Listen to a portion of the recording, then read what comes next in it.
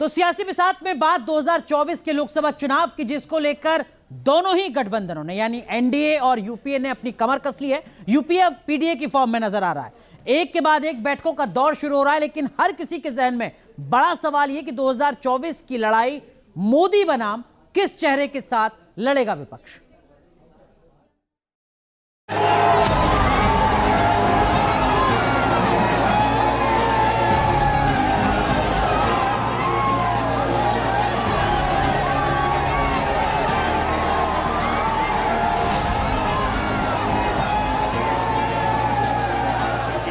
सरकार नौजवानों की गारंटी खुद मोदी ले रहा है। 2024 की सबसे बड़ी लड़ाई के लिए बिसात बीत चुकी है। एक बार फिर मोदी की अगुवाई में एनडीए विपक्ष को मात देने की रणनीति पर काम कर रहा है।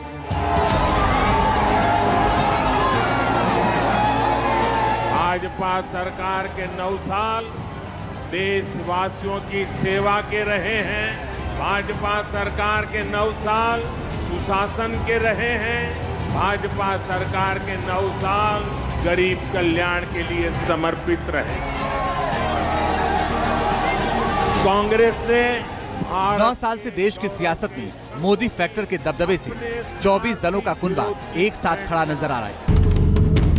बार बार विपक्षी एकता की दुहाई दी जा रही है। मोदी बनाम पूरे विपक्ष की बातों पर सवाल उठाया जा रहा है। हमारे पास जो भी लोग हैं वो लोग हमेशा हमारे साथ हैं।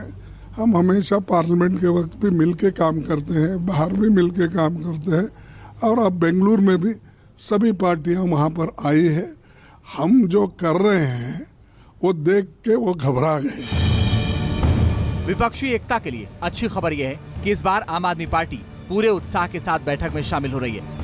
एक साथ मैदान में उतरने के पहले विपक्षी दलों के सामने कई चुनौतियां हैं, जिससे पार पाना जरूरी है। मसलन पीएम का चेहरा कौन होगा, सीटों का बंटवारा कैसे होगा, कांग्रेस सहयोगी दलों को कितना स्पेस देगी, क्या क्षेत्रीय दल कांग्रेस की लीडरशिप स्वीकार करेंगे। तमाम मसलों को सुलझाने के लिए बेंगलुरु में बैठक हो रही है। राहुल गांधी की रणनीति, सोनिया गांधी की रेसिपी से जो सियासी खिचड़ी पकेगी वो कौन कौन स्वाद उसका चख पाएगा, लंबे वक्त तक विपक्षी एकजुटता किस रूप में बन पाएगी, एक बड़ा सवाल बना हुआ है। लेकिन जिस तरीके से विपक्षी दल ये कह रहे हैं कि आने वाले वक्त में हम टैक्टिकल अलायंस करेंगे, यानी एक सीट पर एक उम्मीदवार खड़ा करेंगे, और वो किस तरीके से एक कह सकते हैं कि नया राह बन पाएगा, किस तरीके से रणनीति बन पाएगी, ये एक बड़ी चुनौती विपक्षी दलों के सामने आने वाले वक्त में होगी। विपक्ष का गाड़ी साफ है। 2019 में बीजेपी प्लस को 45% वोट मिले थे। पूरे विपक्ष को 55% वोट हासिल हुए थे। विपक्ष का कहना है कि सारी पार्टियां मिलकर चुनाव लड़ेंगी तो विपक्षी दलों की जीत निश्चित है। भाजपा को 2/3 जनता हराने जा रही है और नकल करने वाले कभी पास नहीं होते हैं। जैसे ही उन्हें पता लगा कि बेंगलोर में बैठक होने जा रही है, उन्होंने अपनी बैठक बुलाई है। हमें उम्मीद है कि इस मीटिंग का पॉजिटिव कुछ न कुछ निकलेगा। लेकिन सियासत में सब जानते हैं 2+2 4 नहीं होगा। सियासत सोशल केमिस्ट्री होती है और इसके मंथन से कुछ अलग ही समीकरण निकलकर सामने आता है। विपक्ष की दिक्कत की बात की जाए तो साल 2014 में बीजेपी के 131 उम्मीदवारों को 50% यानी कुल पड़े वोटों से आधा से ज्यादा हासिल हुआ था। वहीं 2019 के आम चुनाव की बात की जाए तो बीजेपी के 224 उम्मीदवारों को 50% से ज्यादा वोट मिले थे। उत्तर प्रदेश, एमपी, गुजरात और राजस्थान में सबसे ज्यादा चुनौती है। सवाल है कि इस 50% वोट के अंतर को विपक्ष कैसे पाट पाएगा। बीजेपी विपक्ष के एजेंडे पर बार बार सवाल उठा रही है। दिन में तारे देखने पर विकास बाबू कोई मनाही है क्या? दिन में सपना देखने दीजिए। केजरीवाल क्यों गए इस मीटिंग में? दिल्ली डूब रही है, लोग परेशान हैं, पीने का पानी नहीं है।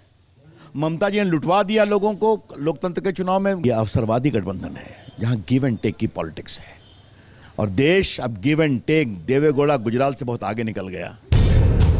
अगर विपक्ष का कुनबा बड़ा है तो बीजेपी भी एनडीए के कुनबे को बढ़ाने में जुटी है। ओम प्रकाश राजभर की एनडीए में एंट्री हो चुकी है। एनडीए गठबंधन में फिलहाल 26 पार्टियां शामिल हैं। इनमें से 17 दल ऐसे हैं जिनके सदस्य लोकसभा या राज्यसभा में नहीं है। इस कुनबे को लगातार बढ़ाने की कोशिश हो रही है।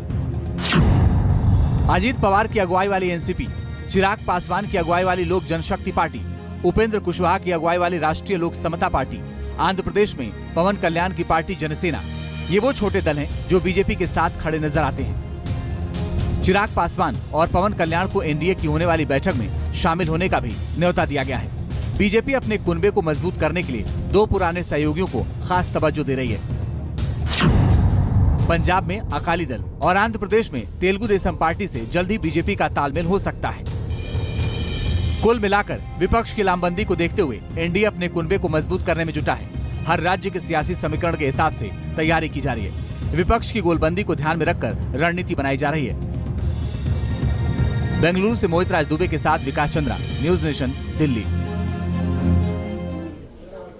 तो देखिए, विपक्ष एकजुट होने की कोशिश कर रहा है, उसके कुछ अपने सपने हैं, कुछ अपनी रणनीति हैं, लेकिन जरा ग्राफिक्स के जरिए आपको बताते हैं कि कहां-कहां बीजेपी के 224 उम्मीदवारों ने 50% से ज्यादा वोटों पर जीत हासिल की थी। इसमें सबसे ज्यादा किसी राज्य की बात की जाए तो वो उत्तर प्रदेश, जहां 40 सीटों पर बीजेपी के सांसदों का वोट शेयर 50% से ज्यादा था। दूसरे नंबर पर राजस्थान 23 सीटों पर, मध्य प्रदेश उससे पहले 25 सीटों पर, गुजरात में 26 की 26 सीटें, महाराष्ट्र में 15 सीटें शामिल हैं। ये कुछ बड़े राज्य हैं, बाकी राज्य भी इस वक्त आप नक्शे में देख रहे हैं जहां पर बीजेपी के सांसदों को 50% से ज्यादा वोट मिले थे। जम्मू कश्मीर से लेकर कर्नाटक तक लगभग हर राज्य में इस तरीके की स्थिति नजर आई थी 2019 के लोकसभा चुनाव में, जहां 50% से ज्यादा वोट सिर्फ और सिर्फ बीजेपी को मिले थे।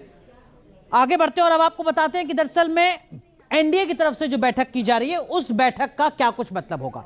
जेपी नड्डा, बीजेपी के राष्ट्रीय अध्यक्ष, जिन्होंने बताया कि कल एनडीए की बैठक काफी अहम होने जा रही है। अहम इस लिहाज से कि इस बैठक में 1-2 नहीं 38 पॉलिटिकल पार्टी शामिल होंगी। यह अब तक की सबसे बड़ी बैठक होगी, क्योंकि एनडीए में अभी 26 दल हैं। इन 38 दलों में से 17 दल ऐसे हैं जिनका एक भी सांसद नहीं है, लेकिन फिर भी वो बीजेपी के साथ है। बड़ी बात यह कि प्रधानमंत्री नरेंद्र मोदी भी इस बैठक में शामिल होंगे।